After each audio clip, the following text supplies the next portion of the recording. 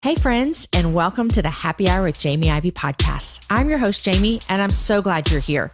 Each week on this show, I invite a girlfriend to join me and we chat about the big things in life, the little things in life, and everything in between.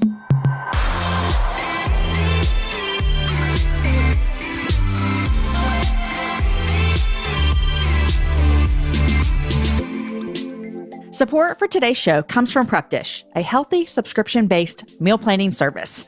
No more thinking about your meals, you guys. Let Prep Dish do the planning for you. When you sign up, you're going to receive an email that includes a grocery list plus prep ahead instructions so that all of your meals are ready for the week. No guesswork needed for those meals. Right now, Allison, the founder of Prep Dish, is offering you a month-long trial for $4. Yes, you heard me right. You're going to get to try it out for $1 per week. Go to prepdish.com/happy hour to get your first month of Prep Dish for only $4. Hey friends, you are listening to episode number 201, and my guest for today's show is Priscilla Shirer. Priscilla is a wife and a mom to boys. She's an author, a teacher, a podcast host, actress. Plus, I think she's a lot more up her sleeve that she's got going on. Today, Priscilla and I talk about raising boys, what spurred her on to write a trilogy for young kids, how she became an actress, plus so much more. Her sister Crystal and her cousin Winter have both been on the show before, so it's only fitting that we got her on as well. You guys, before we get to the conversation that I had with Priscilla, I want to ask a favor of you. Would you be willing, if you love the show, and I hope you love it if you're still listening, to go over to iTunes and leave us a review? The iTunes reviews are so beneficial because they help more people find the happy hour. You found this show somehow. Someone told you about it. That's how you're here. And we want other women to find us as well. I'd love it if you'd leave us a review so more people can find us. We'll take 5 stars if you're willing to give them out, and a couple of nice words would be awesome. If you hate the show, I'm so sorry. But if you love the show, go leave us a review. I've made it super easy for you. Go to jamieivey.com/iTunes. Here's a nice review that we recently received from Simply Being Abby. She said this: I love this podcast and Jamie is just the best. I look forward to listening every week and love the variety of guests she has on the show. I always leave listening feeling encouraged. I love that so much. Someone else left us a kind review recently. They said this: started listening a couple months ago and cannot stop. This is such a highlight of my week. I am so encouraged, inspired, and lifted up through these interviews. Hearty, wholesome, and Jesus glorifying. Been recommending to all my girlfriends. Wow, thank you so much. One more, okay, guys, this is it. This review says this: I dropped in on the happy hour to catch the episodes with Jackie Hill Perry and Christine Kane. Wow and more wow. Honesty, boldness, and encouragement. Can't thank you enough for having guests on your podcast that go there and they take the word with them. Empowering and uplifting. Wow. Thank you so much, Allie, for leaving that review. Guys, I hope that if you're loving the show that you'd be willing to leave us a review as well. Hey, you guys, any of y'all live in Texas? If you are anywhere close to Tyler, Texas, I want to tell you about an event that my husband Aaron and I are hosting next Monday night on July 16th. It's called Books and Brews with the Iveys. How fun is that? We're heading up to Tyler, Texas, and we're going to partner with Aaron's cousin. His name is Ryan Dixon, and he is the owner of True Vine Brewing Company. And they also have a pizza place in there. We're going to spend a night talking about our books. If you only knew, and the book that my husband released last fall, Still Away Home. Tickets are still available. They're $20, and that gets you a book, and then there's pizza to buy as well. Go to jamieivey.com/events and look for the Books and Brews event. I hope to see you guys there. Tyler, Texas, Monday night, July 16th. $20 gets you in a book. All right, guys, here is my conversation with Priscilla. Hey, Priscilla, welcome to the happy hour. Thanks for having me. This is so fun. I know that my audience knows who you are. But will you just introduce yourself real quick and let us know what your life looks like? Absolutely. My name is Priscilla. That is who I am. Have been now for 43 years. So there's my age. And I get to be married to Jerry. We've been married 19 years. And then we have 3 sons. So really my full-time job is that I'm busy feeding man children and trying to take care of them and doing laundry and all that regular stuff of life. And we get to do a little ministry as well. Okay, so how old are your boys? So now they are 15, 14, and then I have a almost 10-year-old. So we are kind of in the throes of one of them just finished high school. The other one's on his way into high school.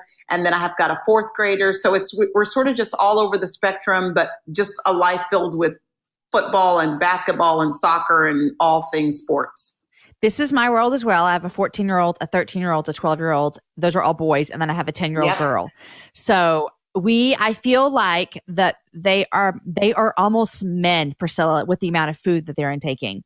It's ridiculous. I remember the exact day where it occurred to me I was going to have to buy 2 chickens to be able to feed them for dinner. Like I couldn't just cook 1 chicken anymore and it'd be enough. It was going to have to be 2 of them. Right. And I remember when we used to go out to eat and my husband and I would get each a meal and then they would eat off our plates. Yeah, totally. I mean, that's forever ago. But remember when you could just be like, just get them some tortillas. They'll be fine. And now everybody needs a meal. I know. And then it used to be at least if they had to get their own meal, they could find something on the kids' menu. But now, no, that would never work. That day has long passed us at the Ivey family and your family as well with kids' meals.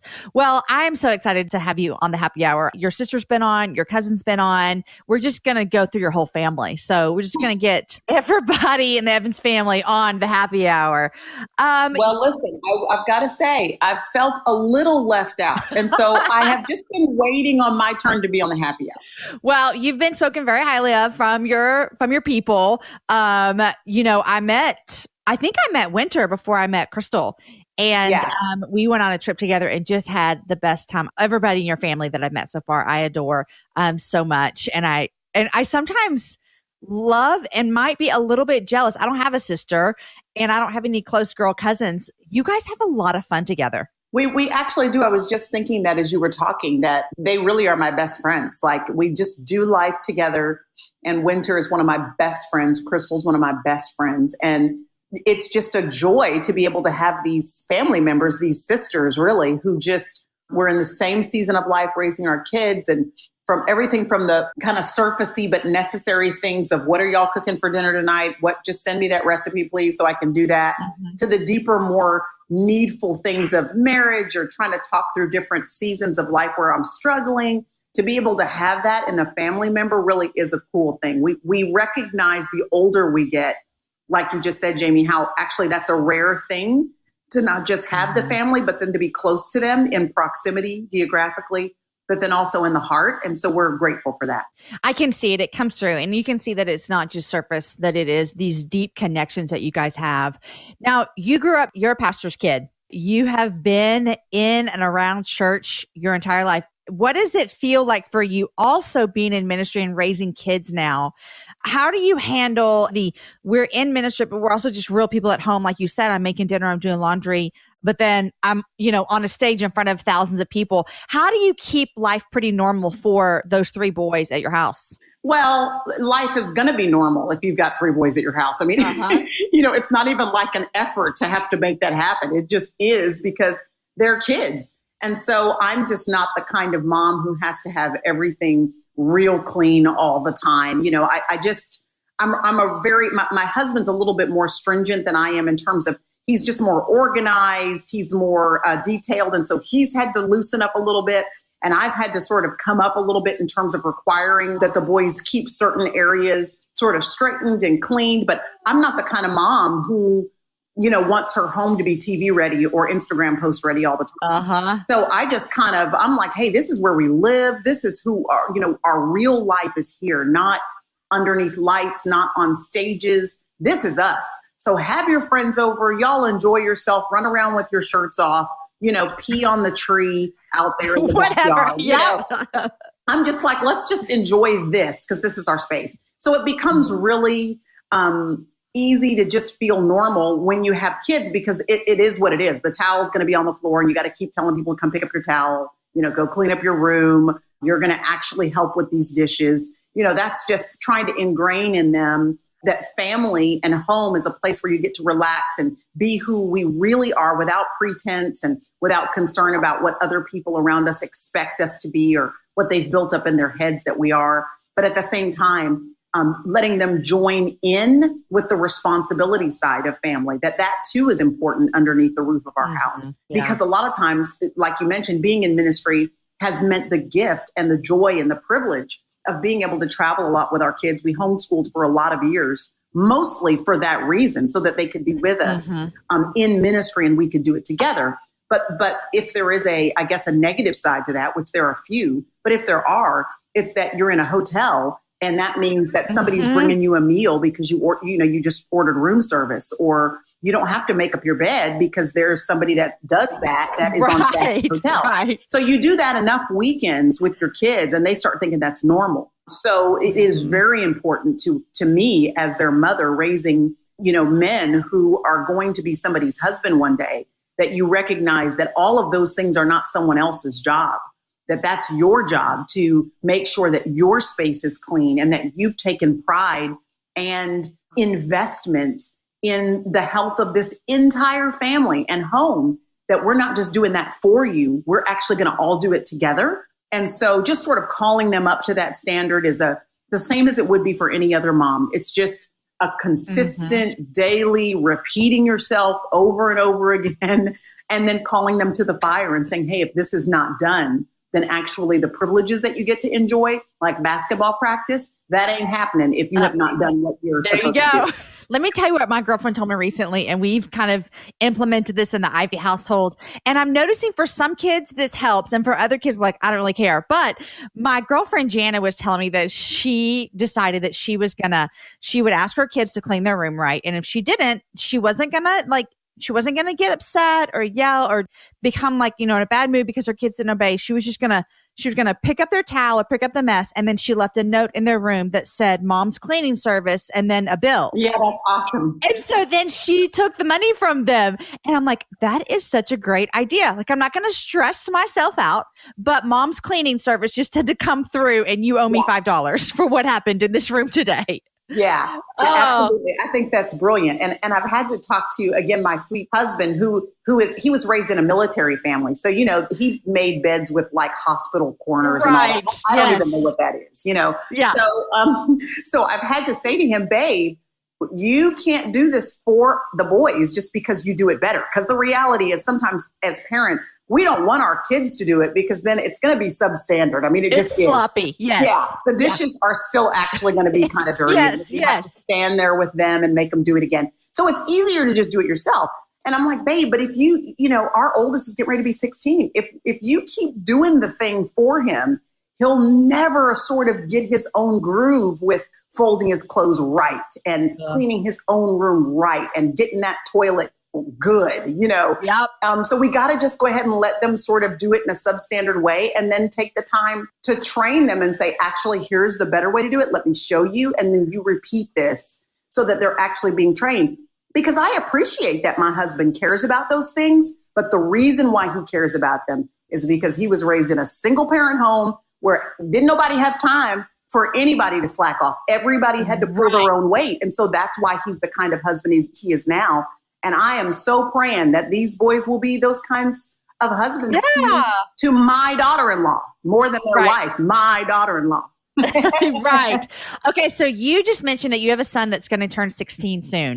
What kind of mama are you about driving? Are you like, I can't wait so you can help out with your brothers, or are you, I can't even fathom you on the road? Well, gratefully, my oldest son is a very cautious, calculated, analytical person. Okay. So he's very, hesitant to move forward quickly and that sort of stuff. So in that sense, I'm okay with him driving. I'm the one that's sort of been letting him get in the driver's seat in the parking lots, around our house, so that he can, in the church parking lot or the school parking lot that's near our home, so that he can sort of start driving a little bit. So I'm okay with it. I wouldn't say I'm anxious about it, or in terms of excited about it, because the thought of a kid, your kid on the actual road where other people are actually driving is a very daunting thought for me. Yes. But I am looking, me too. Yeah, but I am looking forward to it for him, because I can see how his eyes light up at the possibility and the excitement of what that means in terms of the next phase of his life. So I'm excited about that for him. That'll be fun. Okay, so let's talk work now. All right. So I know you've done tons of video-driven Bible studies. How many books have you written so far in your career? I have probably written about 14 books, maybe somewhere in that range. Yeah. And then probably 12 Bible studies. Okay. Something like that. Okay. So you recently, within the past, I think 2 years, and correct me if I'm wrong, because we have these, and my oldest has read the first two. So but you wrote a trilogy, Prince Warriors. And this, I remember when I got it in the mail and I thought, well, this is really cool that Priscilla's kind of doing something new here. What made you think, and I know you have boys, so I'm guessing that was a big thing about it, but what made you go from my Bible studies are driven mainly towards women, I would assume. I've written, books and devotionals, and then you think I'm going to write a trilogy for young men. Where did that come from? Well, you're right. It was around the fact that I had these boys, and I'll tell you exactly where the Prince Warrior series was born and how many years ago. I'll put a date on it for you because, again, my oldest two are about 16 and 14 right now. And this was when they were 6 and 4. We were at breakfast one morning and I was like stirring up scrambled eggs, getting ready to give them some scrambled eggs. And my youngest at the time, he said to me, "Mom, will I ever be in a battle?" And this is during the phase in their life, where they're wearing capes to every errand we run on. They still want their cape and their sword in their hand. It's just that phase of life for a boy. Don't you giggle when you see a little boy at the grocery store like that and your heart kind of thinks, I remember my babies being like that. So it's precious. Me too. I love it so much. And I just want to go to that mom and say, you are going to make it. Just hang on. I know. And I also want to say to that mom, bravo for letting them wear their cape. Like, who cares? Yes. Let them wear their whole Batman costume to the store, Oh, girl, we used to show up places with my kids looking rough because they just wanted to wear the same thing. And who cares? I know. It's like, who cares? Just let them enjoy being a kid. Yes. So, he says, will I ever be in a battle? And of course, I just thought, no big deal. And I said to him, well, buddy, I'm sure you'll be in a battle someday. And he said, no, Mom, I mean like a battle with Satan. That's what he said. Oh, and so, of course, I whip around, spatula in hand, and I'm looking at him because he's 4. And I'm thinking, what kind of dream did you have last night? Or what's going on that would be a question you would ask? And so I took it as an opportunity. Ephesians 6 just started ringing in my head. I was just like, actually, buddy, you are in a battle every day. And the enemy wages war against you. And you've got invisible armor. And his whole demeanor just sat up straight. The kid that always wants to wear a cape and always wants to have a sword in his hand. He said, are you telling me that I've got armor that's with me that I can't see? And I was like, absolutely. So by that time, his 6-year-old brother has joined the conversation, and I pull out Ephesians 6 over our scrambled eggs. And I just started telling them about the shield and telling them about, the helmet of salvation and the sword of the Spirit. And then just kind of describing in very, juvenile terms how it is that the enemy wages war against us. And then that we've got to wield these things against him. And I just saw a look of amazement and excitement and enthusiasm in their face. Now back up just about a month prior to that, I had been doing some reading with my oldest son, just, at his grade level. And he still to this day hates reading. It's not something he wanted to do. And so I was reading with him paragraph by paragraph, just where I read one, you read one, just trying to get through a book, Yeah. And finally, we had come across one in all the books I wanted them to read that he was actually interested in. I don't remember the name of the book at the time. All I know was that it had enough adventure and it was epic enough that he actually was interested in what we were reading. That is the first time that had happened. And so I remember thinking at that moment, a month before my conversation over scrambled eggs, I remember thinking, gosh, I wish that this book was adventurous and mysterious, just like this one is, but had some sort of a spiritual dimension. What a great opportunity this would have been to open up a spiritual conversation with my boys if I had the mystery and the intrigue that led to spiritual things. So I just kind of tucked that thought in the back of my head, and I didn't think much of it except that, man, that would have been cool. So here we are a month later, and after that conversation with my boys, it was almost like there have been a handful of times in my life where I've just felt a little bit of a burning heart toward a topic or a possibility. And that was one of those moments where after that conversation, it was like a holy whisper, like, this is the book. This is the book. It's on spiritual warfare. It's about some regular kids like your boys who want to wear their capes and their helmets and their take their bats and their swords to the store, but it points towards spiritual things. And I just I had told my boys that morning that they were princes and that they were warriors. And so I started a file, a Microsoft Word document file. This is such a long answer to your question, Jamie. Right. No, I love it. I love it. All those years ago, I started a random Microsoft Word document called The Prince Warriors. And I started just creating these characters. I started thinking of how I would present these invisible pieces of armor. Would there be an invisible realm in which they would use them? And then how would that work out on Earth in their regular lives? I just started thinking through that and writing down things in the months and years that followed. And I would write little short chapters because it was for my boys. I would just read them these chapters at bed at night. I had no intention of it being a published book. It was just a book to help my kid want to read and then stir a conversation about spiritual things.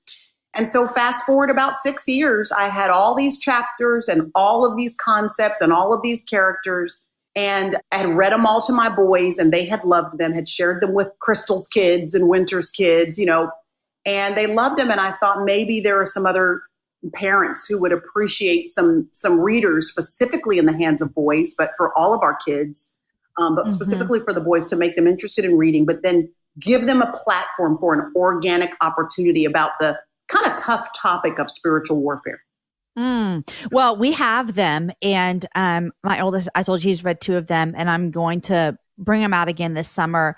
But it's boys in particular. Some boys, like, they love to read, like my oldest loves to read, but I have another one who doesn't love to read, but he does love things like this. The same reason that my boys have always loved those Bibles that, they're animated. Yes. They're almost like comic, but you know what I mean? Yeah, I totally. They've loved those as well for the same reason. It's like gets their attention and it's how they think. And so congratulations. Are you writing more kids' books?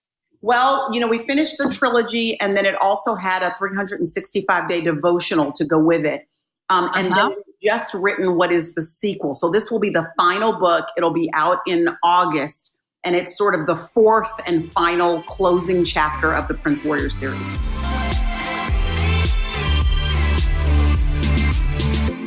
Hey guys, I want to take a quick minute of your time and I want to thank our sponsors for the happy hour because they make the show happen. First, I want to tell you about Third Love. Here's what Third Love does is they use thousands of real women's measurements and then they design its bras with breast size and shape in mind so that they fit impeccably and feel even better. And now, you guys, since adding 24 new sizes, Third Love offers the most options of any brand, a total of 70 sizes to choose from. Okay, so how this works is they have a fit finder quiz. You get on your computer, you take the quiz, and you order your bra, try it on at home. And you know what, guys? There's no more awkward fitting room experiences. And take it from me, I do wear these bras, and they are hands down the most comfortable bra that you're going to own. From premium, ultra soft, smoothing fabrics to expert design features like straps that don't slip, the details make the difference. Here's one of the details I like is that the labels are even tagless. You know that itchy feeling you get when you have a tag back there? Not with Third Love bras. And because Third Love guarantees a perfect fit, returns and exchanges are free and easy. Guys, it was so great and so easy for me. Go online, do the quiz, and then my bra showed up. And if one didn't fit, I send it back and exchanges are free and easy. Third Love knows there's a perfect bra for everyone. So right now they are offering my listeners, and that's you, 15% off your first order. Go to thirdlove.com/Jamie right now to find your perfect fitting bra and get 15% off your first purchase. That's thirdlove.com/Jamie for 15% off today. Guys, I also want to thank FabFitFun. Have you guys started getting these boxes yet? You know I love getting stuff in the mail, and the FabFitFun boxes never let me down. Right now, the one that's available is the FabFitFun Summer Editors Box.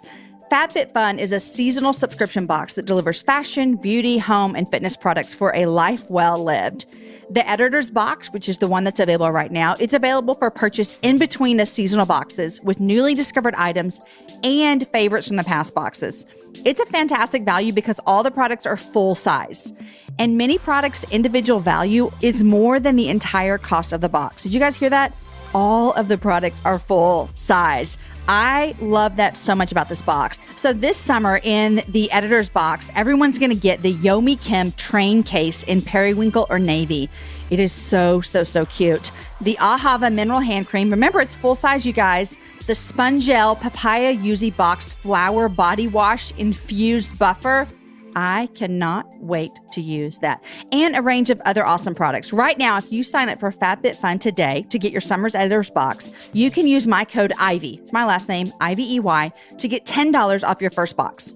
Go to fabfitfun.com to sign up and start getting the box for a life well lived. Use promo code Ivey, Ivey, to get $10 off your first box. That's over $200 in product for only $39.99. Go to fabfitfun.com and use my code Ivey to get $10 off your first FabFitFun box. You're closing a chapter. It's over. Yeah. And it feels weird because when I think about it, I've written them along with Gina Detweiler, who's incredible. I've written them, fleshed them all the way out over the past 3 or 4 years we've done it. But really, it's been a 10-year.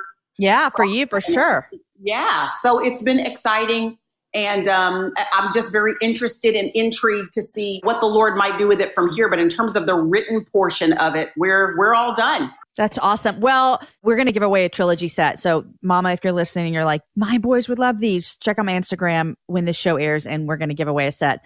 But listen, Priscilla, I don't know if you ever thought you were going to do this when you started out all these years ago. You, not only have you written Bible studies, books, these children's books, which are amazing. Girl, you're in the movies. I'm so confused about that. You're in the movies. I don't know how that happened. In all seriousness, I don't know how old you were when you released your first book. How old were you? I was 24. I had no business writing anything. Okay, so you're 24 and you start this new, what is going to be turned into a career. I don't know if you knew it at the time. What would your 24-year-old self think about your 43-year-old self now? My 24-year-old self would be looking, actually, she wouldn't be saying anything because her mouth would just be agape. Her eyes would be open and she'd have a perplexed look like, are you serious? Are you serious? And not just about what the Lord has entrusted to us in ministry, but about it all. I mean, I look at my kids and I just go, are you serious? How did this happen that these big men are walking around my house and feeding these people and all the laundry and the sports. And even when I'm sitting at a basketball tournament for endless hours, I just am thinking my 24-year-old self would never have pictured my Saturdays in this way. Right. I think back to that sometimes. And someone recently asked me that question on an interview. And I think, I don't think that you can ever prepare your younger self for the good and the bad, that we've all probably walked through immense suffering in these 20 years as well.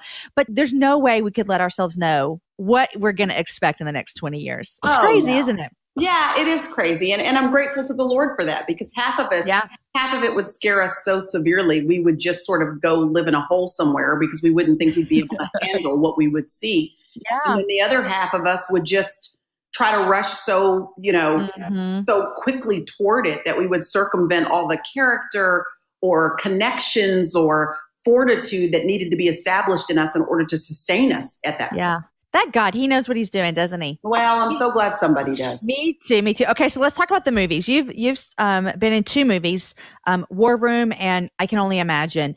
And talk to us about how, a Bible study teacher ends up in a movie. You know me. Well, I tell you what happened. The Kendrick brothers, who were the guys that have given us, Fireproof and Facing the Giants and Courageous and yes, War Room.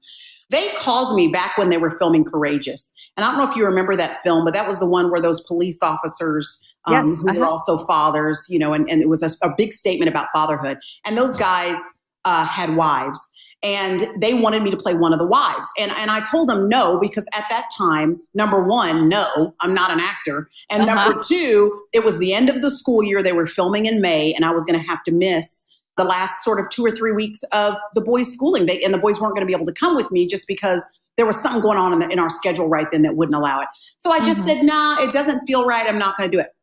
They called me back later and said, well, we always write materials that are in conjunction with our film so that if someone leaves the movies and they really want to explore further what the concept is and what God might want to do in their life, we want to have resources for them. So we're writing a book for men called The Resolution for Men. And they said, God has just laid you on our heart that there should be a resolution for women. And we would love if you would partner with us in that. And so I thought about it for like 6 months because I've never, ever, Jamie, ever written or taken on a project that someone else thinks is good for me or that. I see. Yeah, I just don't. You're like, hey, write about this. Yeah. Yeah, no, I've never done that. And as well-meaning as folks can be, you can wrap your whole life up in doing what everybody else thinks is a great idea for you. Mm-hmm. And so I just thought about it for 6 months and then really was prayerful about it, me and Jerry. And then knowing the Kendrick brothers, at that time we did not know them well, but we spent time with them. I really wanted to hear their heart. And they're such men and families, their wives, their children. They have so much integrity with this ministry, this unique ministry God has given them. And I could clearly see that their heart was really not to just entertain people. They want the body of Christ through these movies and these books and resources to really be equipped to live full and victorious lives. And when I saw that, I couldn't help but want to jump on board and partner with them in making sure there was a resource for women. I'm saying all of that to say that's how I kind of got to know the Kendrick brothers well and to really establish with them a friendship that made me really grateful that the Lord would let me tag along a little bit in what they were doing in that book at the time. So 4 years later, when they were writing War Room, I will never forget, they called us out of the blue and they said, Priscilla and Jerry, are you sitting down? And we said, yes, actually, we're in a car driving. You're on speakerphone. What is it, guys? These guys are characters. Do you hear me, Jamie? They are the most fun, hysterical people you've ever met. And they had taken all the titles of all of my books and crafted this, I guess, basically big run-on sentence that basically asked me if I would be the lead in War Room, because they said every time we're writing this character, we just think of you. We're thinking of how would Priscilla say this? What would it look like? We really think the Lord wants us to tell this film from an African-American experience. And we cannot think of anybody we want to play this other than you. And me and Jerry both laughed out loud. And then I said, no, there's no way in the world y'all are going to get me to make a fool of myself on a huge screen like that. Right. And I gave them the names of other actresses who were like really actresses who I happened to know were also Christians, which was important to them, that it would be somebody who actually believed the part. Right. And I gave them names and I said, call these people and see if they will do this. Because Jamie, let's be honest, we've all seen movies before that could have been good, except that one actor was so bad that it ruined the whole thing. And so you're like, I'm going to be that person to this movie. Yes. And I knew it was going to be a good film. I was like, y'all's movies really touch people's lives. I don't want to ruin that. And they said, well, before you just say no completely, at least read the script and let's pray about it. And of course, when I read the script, I saw what now whoever has seen the actual movie has seen. And that is that it wasn't just a movie, it was ministry, clearly ministry. And so I basically pushed past a lot of fear, a lot of intimidation that I was not equipped or trained or skilled or anything. And I just ventured into what was one of the biggest challenges, but one of the most rewarding opportunities. In fact, I'll put it to you this way, Jamie. Alex said this to me, and I'll never forget it. He said, Priscilla, do you realize that if you spoke on a weekend to 1,000 people, let's say you took every Saturday for the rest of your life and spoke to 1,000 people for the rest of your life, every Saturday, you will not speak to as many people as this movie will reach in a lifetime. Oh my gosh. And I hadn't considered that. So now well over 200 million people have seen War Room. And if I would have let my fear control me, and if I would have succumbed to it, which is what I wanted to, the movie War Room would have gone on, but I would have missed the privilege and the gift of being a part of what God wanted to do to touch people and to stir them up in their prayer lives. And so with the War Room doing so well, I can't, honestly, Jamie, we've gotten a lot of movie scripts that people have sent our way. Oh, I bet you have now. And I've just sort of not ignored them, but not paid much attention to them because that's not my main goal is not to become an actress. I'm not trying to move to Hollywood. We're in ministry. That's what I'm called to do. I Can Only Imagine was an opportunity for ministry. That's why it stood out to me. It was another opportunity for me to, through this story in a very small way, help to show the redemptive power of Jesus Christ in the life of someone like Bart Millard, whose heart was hard and didn't think he could ever forgive his abuser. But then also the life of his father, who was a monster and became a man of God. If God's power can do that, and I can help tell that to somebody who may never pick up a Bible study or may never go into a Christian bookstore and get one of those books or come to a women's conference, they're never going to do that. But they'll go sit in a movie because Dennis Quaid is in it and get some good popcorn and a Coke, and they'll watch that story. If the Lord's going to give me the privilege and the gift of being a part of something like that, now that's something that I'm willing to take the challenge on. I'm willing to say, fear, you're not going to keep me from and my family from being able to be a part of that gift. So we're kind of all for it. We're just like, okay, Lord, whatever's next on the journey, we're down with it. If you want to use us for it, we'll be glad to do it. And it's almost like I was thinking when, you're talking about the fear that you had and how you just thought, no, I don't do this. I'm not an actor, all these kind of things. Also, I was thinking when you were talking about that, had you said no, I don't think you wouldn't even know right now what you missed out on. You know what I'm saying? Like Exactly. Because the letters that we've gotten, or the people that have stopped me in shopping malls or in grocery stores or just randomly and have said, I'm so sorry, but I have to tell you that my marriage, we gave our marriage another chance and we're still married because we created war rooms and actually prayed instead of fighting our battles with each other. Or, people young kids who come to me and show me pictures of their war room that they've got in their closet that their parent doesn't even know about, and they're praying for their parents. Or, it's just been amazing. So you're right. I would have never known what I missed out on if I didn't take the plunge and sort of just go for it. Yeah. I've released my first book this year. And so I feel this small I know. thing. Bravo, Jamie. Thank you. But there was so much fear going into it. I'm a big people pleaser, which gets me in a lot of trouble sometimes. And I want everyone to be happy. And so putting art out like you have for all these years and putting something that you've created, again, obviously it's a ministry. It's also you're putting yourself out there.